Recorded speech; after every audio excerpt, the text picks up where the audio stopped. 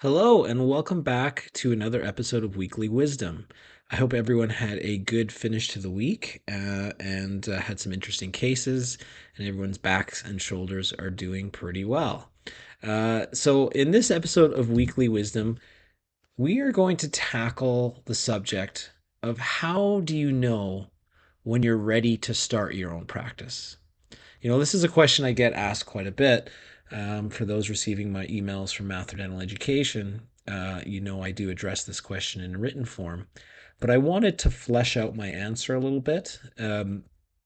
Now, before I answer it, I want you guys to know that it's not the same thing for everybody. Someone might be in dental school and knowing that they're going to work for a short period of time or go directly into opening their own practice, and they know right from the beginning. They might come from a family of entrepreneurs, or they may have family members who are dentists and own their own practice and have been told about the virtues of that.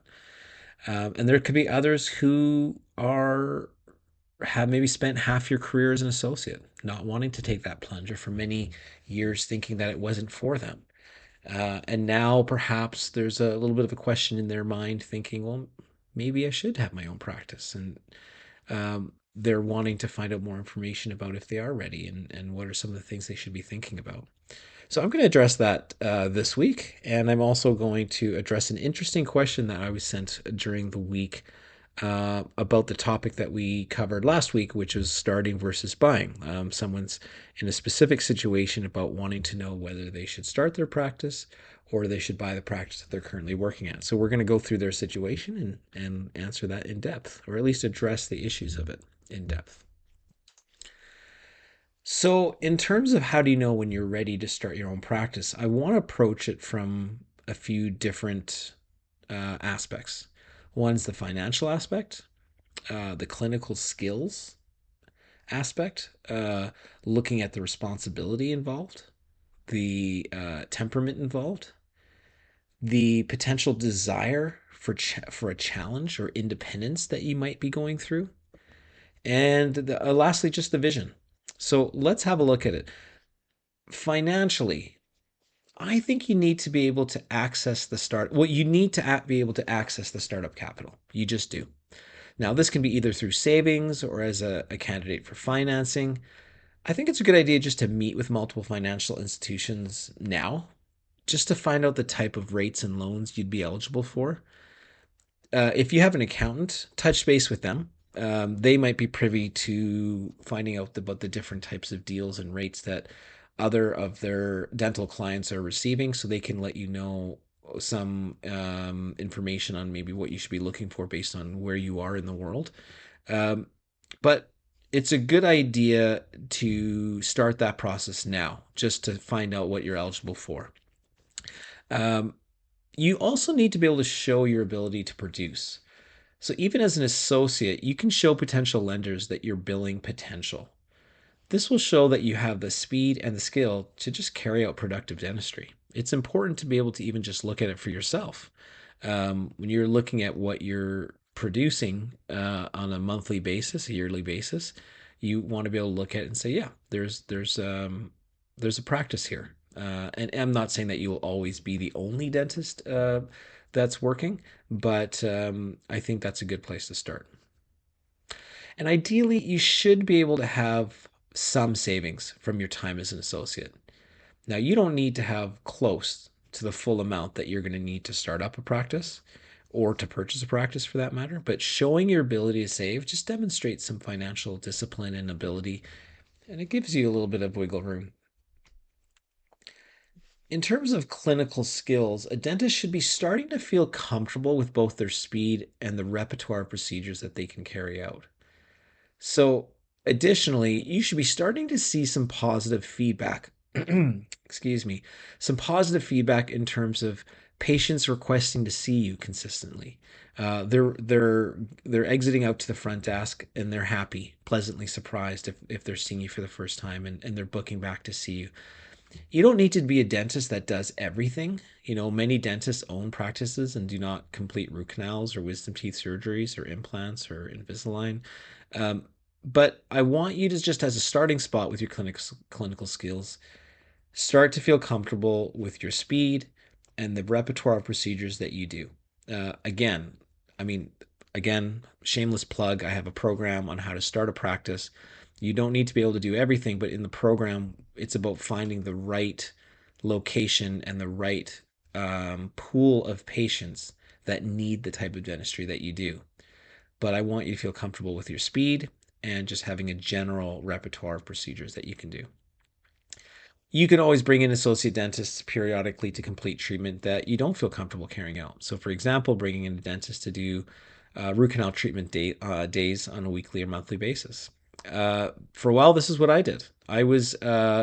If you remember from last week, if you listened, I was talking about having the rural practice that I owned for a number of years.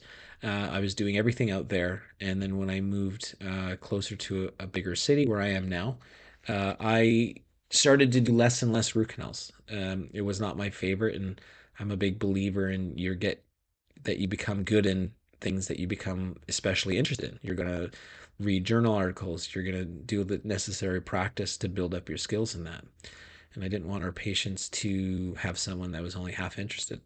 So I we have we had people that came in and would do root canal days. Now I've got associates, and the root canal treatments are covered amongst them, but it's a good way to keep things in house and not have to refer things out to a specialist.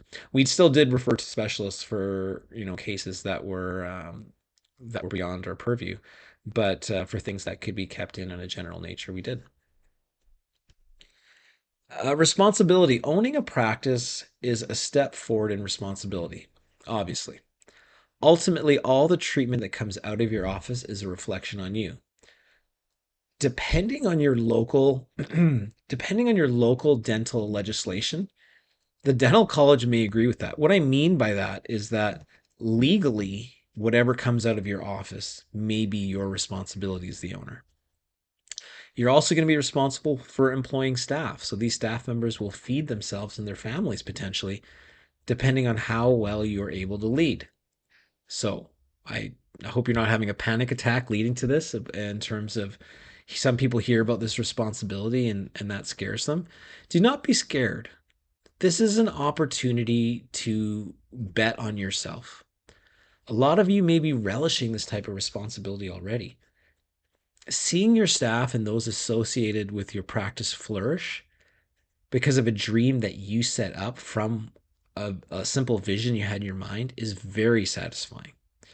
I just, for me personally, I want to tell you a little bit of a story, but uh, when my girlfriend at the time, my wife now, we were living in Vancouver, Canada, or near outside of Vancouver, Canada, and we were moving to Alberta, where we are now.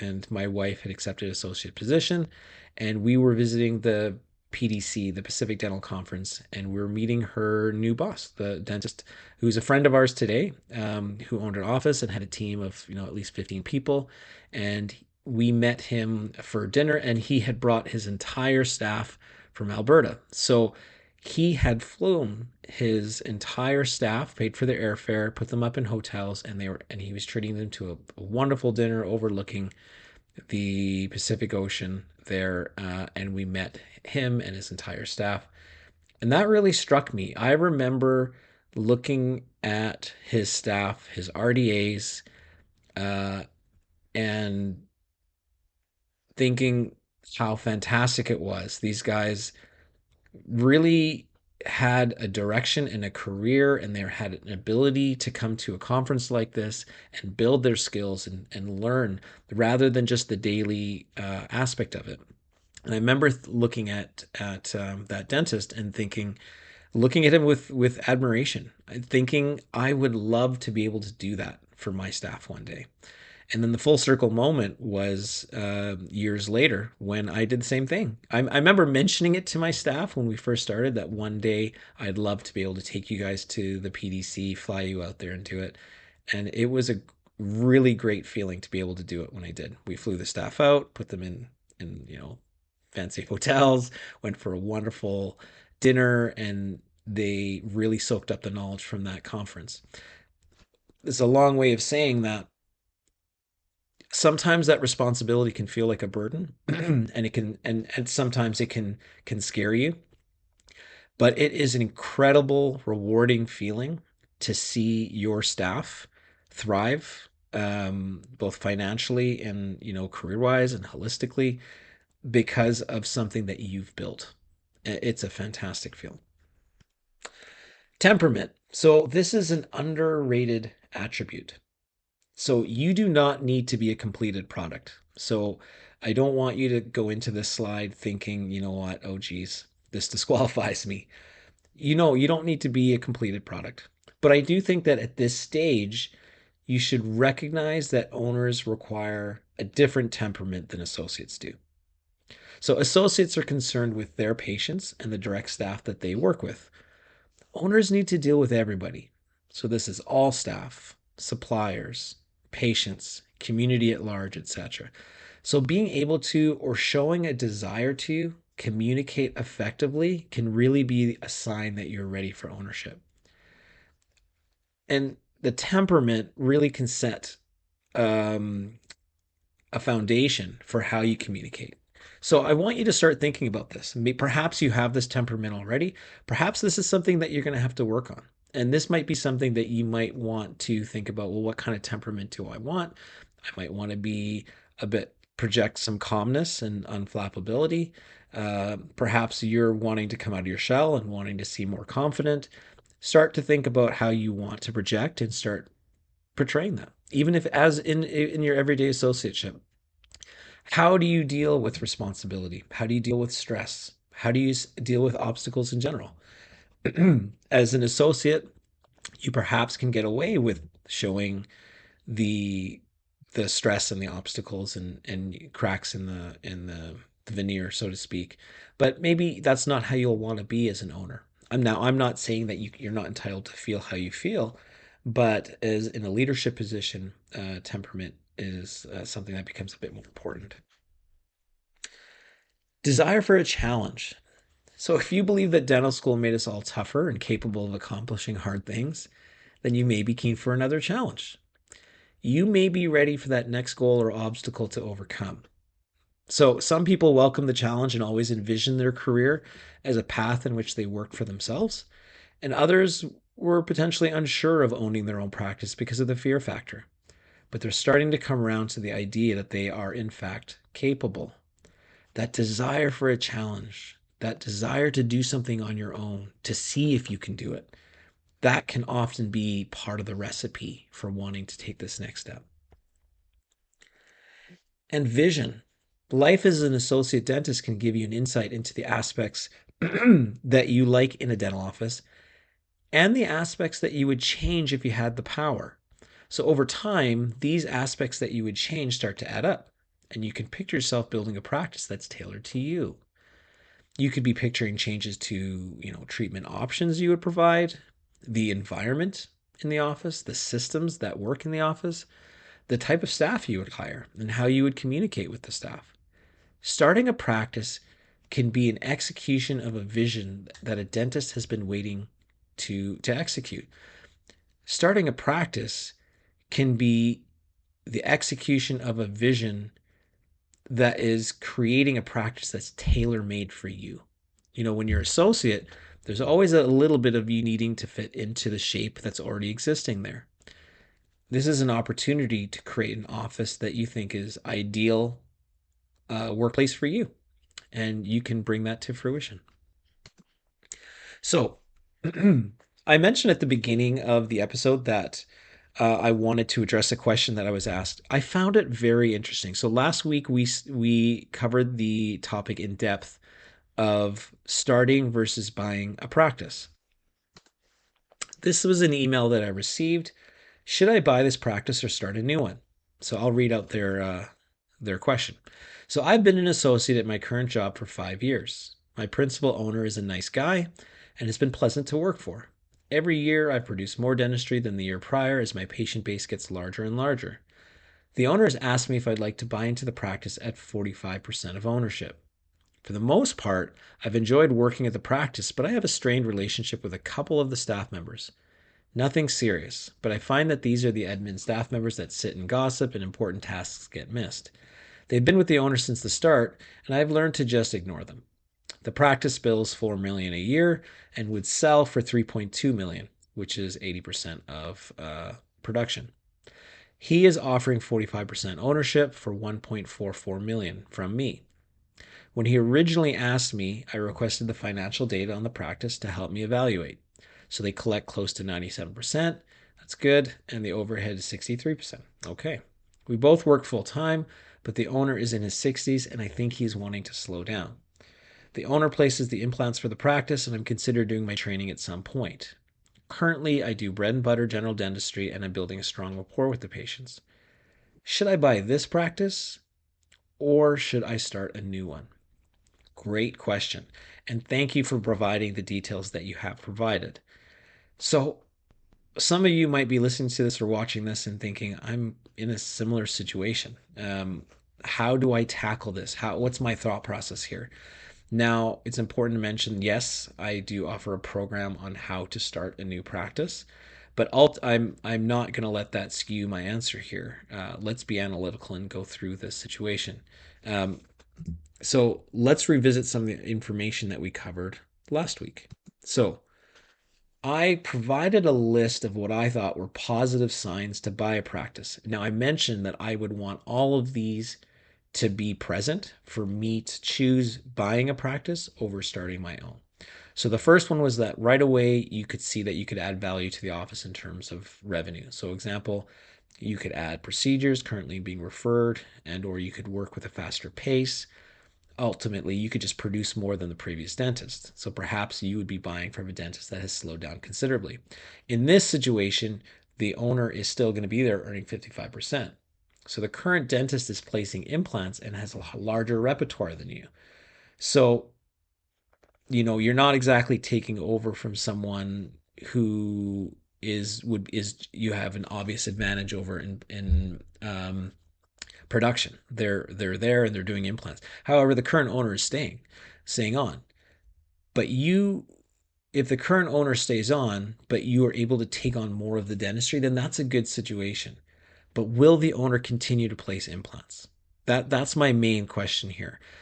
So it's a good if they're staying and they're still going to keep working at the same number of days, but you're able to take on more dentistry. You can see how you can add value to your 45%. Number two, you could minimize the potential loss of the existing patient base. If they already know you, perhaps you're already an associate at this office. A situation in which you would not need to win over strangers, you could potentially stagger the changeover so the owner can give your blessing to patients directly. So you are currently at the office and already having success with the patient base. So this is a good situation in regards to number two. So, number three, you already know the staff and they are good value in terms of the duties they carry out and what they are getting paid. Or you would only need to let one person go and it be done without much negative backlash from the other staff and patient base. So, this is an interesting one for your situation. It seems that you may have a potential conflict with the owner in the spending of staff overhead if you feel that some of the staff are overpaid. Now, the owner may be loyal to them and not be willing to be making a change. So, for example, when the owner started the practice, they may have had some of these staff members that helped them build up their practice, their asset. And then they are loyal to them. Now they may be in an overpaid situation right now. So the one I'm as someone who owns practices, one of the biggest expenses on your line items are your staff. So you're buying at 45% and one of your biggest expenses are staff members. So you may be in a situation here where you're overpaying staff and you don't think it's good value and you don't have that loyalty to them or even to that admiration for them, it sounds like, um, simply because you don't see that there's good value there. So that's something to think about. You would want very efficient and healthy systems that are in place and the staff execute them well. You do not see a way in which improvements to performance can be realistically improved drastically. So we need some more information about this from your email. If staff have a lot of time to gossip, are the systems being followed? Are there systems in place? And then for your 45% ownership, would you have the power to change the systems? So this kind of ties into number three in terms of those staff. It sounds like your annoyance is because they're sitting around and not doing work, and you believe there's work to be done, and things are getting missed. So number three is more addressing that you may not have the power to be able to change staff members. Or even to have authority over them. Find out what you get for that 45%. And number four is the systems that are in place. If you find that you're not a fan of the systems, are you able to have some change there? And then number five, you have the equipment evaluated and they are deemed to be in good shape. So no obvious deficiencies or concerns. We need some more information on this. And this is something that you could just simply get someone from one of the equipment specialists to come in and have a look and to sign off on. So we need some more information on that. Need more information in general. So, two things I wanted to outline are what are the performance metrics? So, metrics, what do I mean by that? Another term you may have heard is analytics. For those of you who follow sports, for example, analytics is taking over. These are statistics that you can extrapolate from the data. So, for example, for dental practice, the practice management software is full of data and you can extrapolate them and create a dashboard that give you performance metrics. These are the metrics that can help you delve into the actual health of a practice. So I say C course program here because in our program, How to Start and Run a Dental Practice, we go through all the important metrics that you need to evaluate your practice or another practice that you're looking at purchasing to be able to see the performance of specific aspects of the practice. We can use this just like we would if we were seeing a patient. We can, it helps us make a diagnosis and a treatment plan to achieve practice success. So, the metrics would be really important to be able to look into.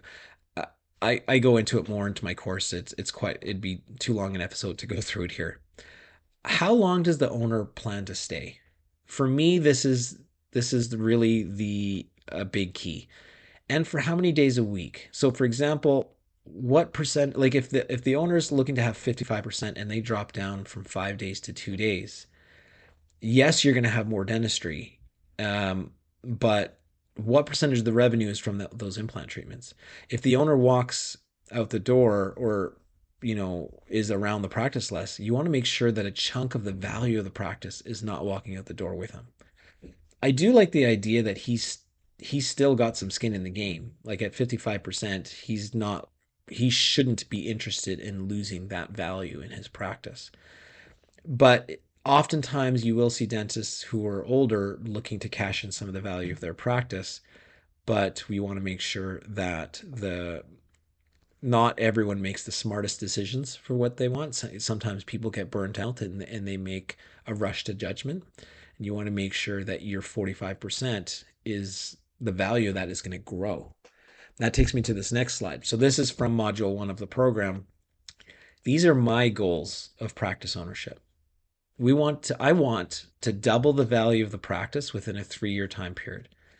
It's harder to do with purchasing an existing office. So for example, you buy an office at 2 million, you've got to grow it to 4 million. If you start an office for 500,000, you can quite easily grow it to a million to even 1.5. A potential to earn 2 to 3 times your investment within 3 years is realistic with starting a practice. So to tie it in with the question asked, the question that was asked, do you think that you could double your practice value in 3 years? So your 45%, you bought in at, you're looking to potentially buy in at 1.44 million. You'd have to take that to 2.88 in 3 years. So this would require the whole practice to jump up to 6.4. Is this doable? even even if it is doable, do you have the space for the practice to increase and do this much dentistry? And if you don't have the space, then you're looking at doing an addition or opening another one or, knocking down a wall and taking over the unit next door. That's going to require an additional investment. And if you own 45% of the practice, you're going to have 45% of those build out fees and so forth. Will the owner be on board to push towards 6.4 million? Like, are they selling you 45%, but they're happy to grow slowly? Um, And that might not align with your goals. At 1.44 million buy-in, you're going to have a debt that you're going to be paying off and you're going to want to grow your asset. Are you and the owner going to be aligned for that push towards 6.4 or even just a push forward? And then look, compare this to a startup practice at 500K, growing to 1 million to 1.5. And you need to decide for yourself. But I hope that I've outlined some factors that you would consider. And to finish up, the program that I mentioned, How to Start and Run a Dental Practice Successfully, 23 modules split into two parts. Prudent Practice Startup takes you from that first thought in your head that you'd like to start a practice all the way into a completed practice. And then the part two, Flying First Year Success, takes you from that completed physical practice to the end of your first year of successful ownership. Both parts are part of the same program. If anyone has any questions, feel free to email me at Mathur Dental Education at gmail.com. I'd love to hear from you. If you have any questions, we can even highlight your question on a future weekly wisdom. Have a wonderful weekend, and we'll talk to you next week. Take care.